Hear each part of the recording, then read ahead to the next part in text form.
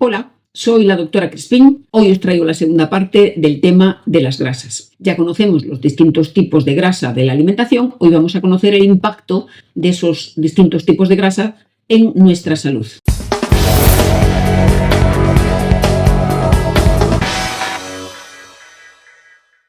Antes de entrar en materia, recordaros, como siempre, que esto es una charla informal, no va a sustituir a una consulta profesional y que mi intención es compartir información que he ido adquiriendo después de más de 20 años de consulta médica en nutrición y medicina estética. Si os gusta el vídeo, voy a estar muy agradecida si dais al like, a la campanita y si os podéis suscribir al canal. Muchísimas gracias y vamos allá con el tema. El tema de hoy es el impacto en la salud de los distintos tipos de ácidos grasos que consumimos a diario. Me gustaría volver a recordaros que hay dos vídeos en YouTube en los que yo me he basado para confeccionar estos vídeos sobre las grasas. Aquí os lo dejo porque están fenomenal y todas aquellas personas que queráis saber más, que queráis saber lo que sé yo, os recomiendo que les echéis un vistazo a estos vídeos. Pues voy a empezar por hablar de tres aspectos importantísimos en la salud, como es el riesgo cardiovascular, el riesgo de diabetes y la inflamación. Vamos a ver cómo afectan los distintos tipos de grasa a estos tres aspectos. Respecto al riesgo cardiovascular, se sabe perfectísimamente que el aumento de colesterol LDL, lo que la gente conoce como colesterol malo, el aumento de colesterol LDL en nuestra sangre se asocia con más riesgo de obstrucción de los vasos sanguíneos y, por tanto, más riesgo cardiovascular de infarto e ictus. Estamos hablando de palabras mayores, ¿verdad? Bueno, pues las grasas que consumimos a diario se relacionan con el riesgo de aumento de LDL y, por tanto, con el aumento de riesgo cardiovascular. Ictus, infartos. Pues se sabe que si nuestra alimentación diaria predomina en ácidos grasos saturados, pues los de las carnes, embutidos, vísceras, pero también palma, coco, mantequilla, nata, entonces ese aumento en grasas saturadas se asocia con más LDL y, por tanto, más riesgo cardiovascular. ¿Qué pasa con otras grasas? Bueno, pues se sabe que si nuestra alimentación es más rica en esos ácidos grasos poliinsaturados omega 3, entonces lo que aparece es una tendencia a reducción del LDL y colesterol y, por tanto, una reducción en el riesgo cardiovascular de ictus y de infartos. Si nuestra alimentación tiene más pescados azules, si nuestra alimentación tiene más nueces, semillas de chía, si nuestra alimentación tiene suplementos de omega 3, bueno, pues estos omega 3, estos poliinsaturados omega 3, van a favorecer el descenso del riesgo cardiovascular. ¿Y qué pasaría con los monoinsaturados? Porque, claro, en España tenemos el ácido oleico, el aceite de oliva. Bueno, pues parece ser que los monoinsaturados, el aceite de oliva, por ejemplo, influyen positivamente en descender el LDL y el riesgo cardiovascular, pero no tanto como los omega 3. Los omega 3 se llevan la palma en la disminución del riesgo cardiovascular. ¿Y qué pasa en el segundo aspecto que os mencionaba hace un rato? ¿Qué pasa con la diabetes? Bueno, parece ser que el hígado graso, cuando se acumula grasa en nuestro hígado, es un factor que predispone a la resistencia a la insulina y finalmente a la diabetes tipo 2, la diabetes del adulto, la diabetes de esa persona con grasa visceral aumentada. ¿Cómo se relacionaría el consumo de grasas alimentario con el hígado graso y, por tanto, con la diabetes? Bien, pues parece ser que sucede lo mismo que con el LDL y el riesgo cardiovascular.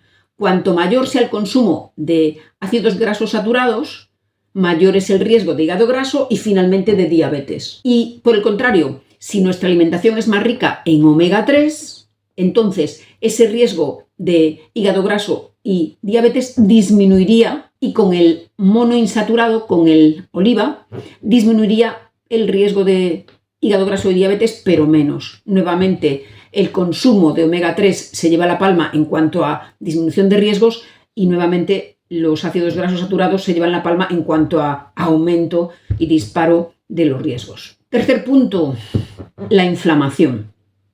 Inflamación suena fatal. Si estamos inflamados suena que no estamos bien. Pues efectivamente, hay lo que se llama hoy en día inflamación crónica a largo plazo de bajo grado y bueno, no estamos en la cama con una enfermedad malísima, pero a largo plazo esta inflamación de bajo grado crónica va a condicionar el deterioro de nuestra salud. ¿Qué se ha visto en cuanto a la relación de consumo de grasas e inflamación? Lo que se ha visto una vez más es que si nuestra alimentación predomina en ácidos grasos saturados, pues el grado de inflamación va a ser mayor. Sin embargo, si nuestra alimentación predomina en ácidos grasos omega 3, entonces el nivel de inflamación corporal va a bajar. Ahora me gustaría mencionar otras grasas poliinsaturadas que son las omega 6. El grupo de grasas omega 6 es un grupo de grasas que se ha visto que ni aumentan ni disminuyen esos riesgos de inflamación corporal, pero que si las grasas omega 6 están en gran cantidad y muy superior a los niveles de omega 3, entonces sí afectan y negativamente a la inflamación corporal. O sea que, en principio, grasas omega 6 no son malas, pero cuando aumentan mucho por encima de los niveles de omega 3, sí tendrían un componente negativo. En definitiva, existe o debe existir un equilibrio entre grasas omega 6 y omega 3, ya sabéis que las dos son poliinsaturadas. Entonces, si ese equilibrio omega 3, omega 6 es el correcto, vamos a tener menos inflamación y mejor salud. El tema está en que hoy en día, por desgracia, pues el consumo de omega 6 en Occidente es superior al deseable y el de omega 3 suele ser menor. Y entonces, ¿qué pasa? Pues que tenemos ese ratio, ese equilibrio alterado y aumenta la inflamación en el cuerpo y aumenta el efecto cardiovascular negativo, aumentan los efectos negativos en nuestra salud en general por el desequilibrio entre los omega 3 y los omega 6. Debería, en general, la población occidental aumentar el consumo de omega 3 y disminuir el de omega 6. Es que los omega 6, hoy en día que están prohibidas las grasas trans en muchos países occidentales, desde luego en España, ¿qué pasa? Pues que muchos ultraprocesados están siendo enriquecidos con omega 6, que son más baratos que omega 3, y es una fuente de aumento de los omega 6 versus omega 3.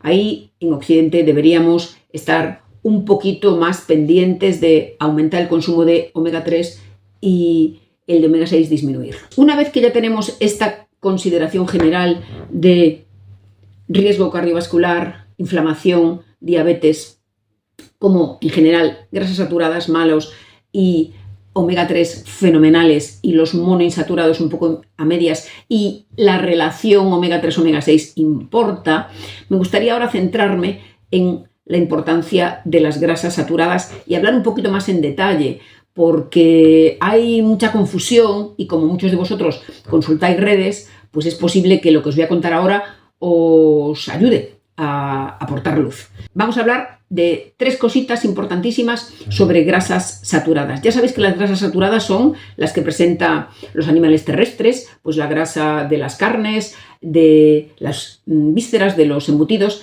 también la grasa láctea, mantequilla, nata, pero también ciertas grasas tipo tropicales como coco y palma y la del cacao. Me gustaría hablar de 3 puntos. La cantidad de grasa saturada es fundamental. De hecho, hay un estudio, que es un estudio publicado en 2020, aquí os dejo para que le echéis un vistazo si queréis, y este estudio demuestra la importancia de la cantidad de grasa saturada. Si lo que hacemos es comer poquito, si menos del 10% de las calorías totales de la grasa que comemos viene aportada por las grasas saturadas, realmente no aumenta el riesgo cardiovascular. Por el contrario, a medida que aumenta el consumo de grasas saturadas, sí que aumenta ese riesgo cardiovascular, pero hasta un punto. Y llega un punto que ya a partir de ahí se estabiliza y ese riesgo cardiovascular aumentado no incrementaría más y más y más y más. La conclusión es que las grasas saturadas en sí no son malas, no sería como las grasas trans, que aunque sea poquito, bueno, pues son malas y por eso se prohibieron. Las grasas saturadas en pequeña cantidad no son malas para la salud, no aumentan el riesgo cardiovascular. Muchos estaréis pensando, pues qué bien, pues voy a comer un filetito más pequeño, pero todos los días voy a comer un filetito. Bueno, pues está bien disminuir las cantidades de carne y sobre todo de embutidos, pero el aceite de oliva virgen extra con que aliñáis la ensalada y las verduras es sobre todo un aceite monoinsaturado, positivo para la salud, pero tiene un poquito de porcentaje de grasas saturadas. Recordaros que si consumís pescado azul rico en omega 3, tiene mucho omega 3, pero también tiene un poquito de grasas saturadas, ¿vale? Cuidado, porque hay que consumir pocas grasas saturadas, y las grasas saturadas están también en ciertos alimentos súper sanos porque tienen grasas omega 3 o grasas monoinsaturadas, pero el que tengan esas grasas como fuente principal de grasa no indica que no tengan un poquito de grasa saturada, ¿vale? Así que, bueno, tenedlo en cuenta. Un segundo punto. El segundo punto es fundamental también, imprescindible. ¿Con qué reemplazamos? ¿Con qué alimento reemplazamos? ¿Cuál es la alternativa a ese consumo de grasas saturadas que vamos a disminuir? Bueno, pues el reemplazo, la alternativa alimentaria a las grasas saturadas es clave. Según con qué lo reemplacemos, el resultado puede ser una mejoría en la salud o un empeoramiento. Hay un estudio publicado en el 2015 y en este estudio nos dice perfectamente con qué podemos reemplazar a esas grasas saturadas y beneficiarnos en el riesgo cardiovascular, y con qué podemos reemplazarlo y empeorar nuestro riesgo cardiovascular. Si reemplazamos grasas saturadas por omega 3, por ejemplo, si disminuimos el consumo de carne y embutidos y aumentamos el consumo de pescados azules, esto significaría una buenísima disminución del riesgo cardiovascular. Por desgracia, esto sería fabuloso, pero no es lo más frecuente, ¿vale? Pero las personas que os queréis cuidar lo tenéis que tener en cuenta. Si cambiamos grasas saturadas por omega 3, estamos disminuyendo grandemente nuestro riesgo cardiovascular. Bueno, y si no me gusta mucho el pescado, pues si lo sustituimos, si la alternativa a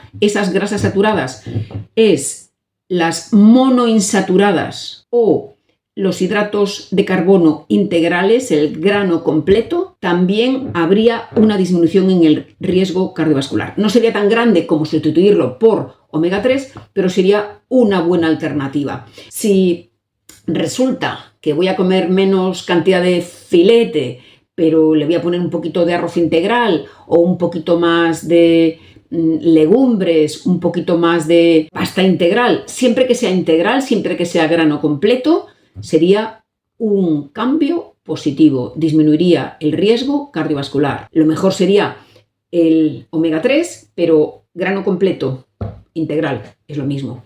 Y monoinsaturado sería un cambio positivo. Monoinsaturado, ya sabéis, es el aguacate, el aceite de oliva, ¿vale? Y ciertos frutos secos, como por ejemplo los pistachos, que son ricos en monoinsaturados. ¿Y qué sería lo perjudicial? Pues por desgracia lo perjudicial es lo que es lo más frecuente, que si disminuyo grasa saturada, mucha gente lo que hace es aumentar hidratos de carbono refinados y azúcares. Es decir, que salgo de Guatemala y me meto en Guatepeor, que me disminuyo la carne y a cambio le pongo pan blanco, pasta blanca, arroz blanco, o lo que es peor, dulces, ultraprocesados. Entonces, este sería el cambio que por desgracia es más frecuente realizado. Bueno, pues voy a comer menos de esta grasa saturada y le voy a poner más pan, le voy a poner más arroz blanco. No, este cambio no nos beneficia nada a la salud.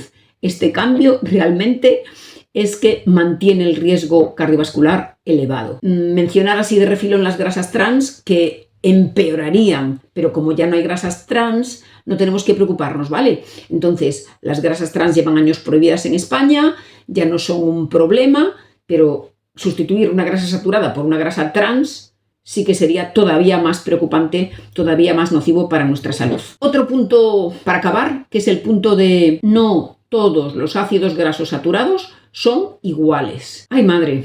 Esto lleva más confusión, ya, pero es necesario aclararlo. Entonces, está clarísimo hoy en día que hay ciertas grasas saturadas y en ciertas cantidades que no serían malas para la salud, no aumentarían ese riesgo cardiovascular, como vengo mencionando. Por ejemplo, si tomamos mucha carne, mucho embutido, si tomamos mucha mantequilla, mucha nata, mucho coco, mucha palma, sí que aumenta el riesgo cardiovascular. Es como 2 más 2 son 4. Pero si lo que tomamos es cacao puro, chocolate negro, no aumenta el riesgo cardiovascular. Tampoco lo disminuye, pero no aumenta. Parece ser que el ácido graso que lleva el cacao, que se llama esteárico, es un ácido graso saturado, pero no aumenta el riesgo cardiovascular ni aumenta el LDL, el conocido como colesterol malo. Es un alivio, porque podemos consumir ese cacaocito puro, ese chocolate negro y sentir ese placer que nos proporciona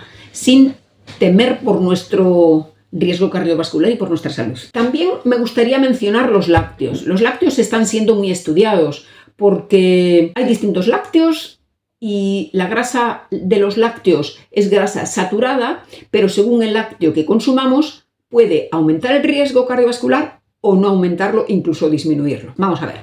Por ejemplo, la grasa láctea aislada, lo que sería la mantequilla, la nata, eso sin duda aumenta el riesgo cardiovascular y bueno, pues hay que tomarla menos posible. Pero la grasa natural, tal como aparece en la leche o tal como aparece en los lácteos fermentados, el yogur, el queso, parece comportarse de otra manera diferente. Las personas que consumen leche entera, no las que untan la tostada con mantequilla, no, las que consumen leche, parece ser que si consumen poquita, tampoco es tan malo para el riesgo cardiovascular. Que lo que influiría es que no se tomen 1 litro, porque claro, ahora me tomo un café, ahora me tomo otro, un descafeinado. No, hay que tomar poquita. Obviamente, si la tomo desnatada, bueno, pues parece que a nivel de LDL colesterol y a nivel de riesgo cardiovascular sería una buena idea. Y si la cambio la leche por una bebida vegetal, de soja, de avena, si esta bebida no tiene aditivos ni tiene azúcares añadidos, sería también una buena idea a nivel de riesgo cardiovascular. Pero luego están los lácteos fermentados y estos cada vez están siendo más estudiados porque están encontrándose cosas muy interesantes. Parece ser que consumos moderados de ciertos lácteos fermentados no solo serían neutros a nivel de riesgo cardiovascular, sino que serían positivos. Aún hace falta muchos estudios, pero se están viendo cosas muy interesantes, cosas muy diferentes a lo esperado.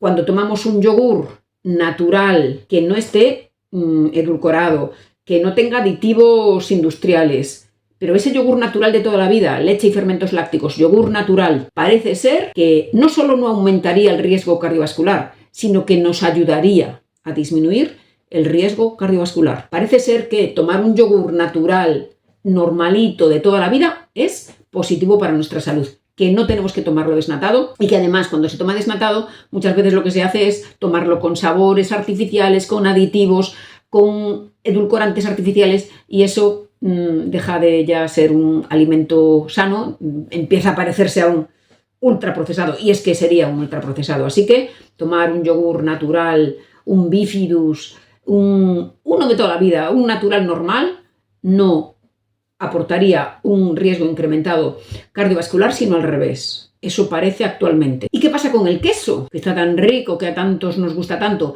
Bueno, pues parece ser que el queso, que es leche fermentada también, si se consume en muy poquita cantidad, no 1 al día, sino a lo mejor 2 racioncitas a la semana y no en un bocadillo de pan con chorizo, claro, sino que pues a lo mejor en la ensalada, que le pongo un poquito de queso, o en mis calabacines que los gratino con un poquito de queso. Bueno, pues hacer esto 1 o 2 veces a la semana, mis verduras, mis ensaladas van con un poco de queso, de lácteo fermentado, y no estoy hablando del queso fresco, estoy hablando de queso, de quesos curados, de queso parmesano, de queso rico, vale, pues lácteo fermentado, pequeña cantidad a la semana, 1 o 2 veces a la semana, y para hacer ricas a nuestras verduras y ensaladas, parece ser que no sería para nada un aumento del riesgo cardiovascular. Esto aún necesita más investigaciones, ya sabéis que las cosas llevan su tiempo, pero es muy prometedor porque, bueno, las personas que disfrutamos comiendo queso, pues eso, no nos vamos a hacer bocatas de queso con chorizo, pero sí nos vamos a hacer una ensaladita el domingo y le vamos a poner un poquito de queso rico, o nos vamos a hacer, ahora que aquí es invierno, unos calabacines o unas berenjenas y le vamos a poner un poquito de queso. Va a ser algo eventual, va a ser más para el fin de semana, pero caramba, es que, bueno, no todo lo que descubre la ciencia es restrictivo, sino que descubre cosas muy interesantes y muy ricas. Bueno, pues hasta aquí el tema de hoy, el tema de la importancia de los distintos tipos de ácidos grasos en nuestra salud. Y nos queda un tercer vídeo sobre las grasas que lo dejamos para el próximo día. Por hoy ya os he metido bastante palicilla. Espero que os haya gustado y si es así, os espero en el siguiente vídeo. ¡Adiós!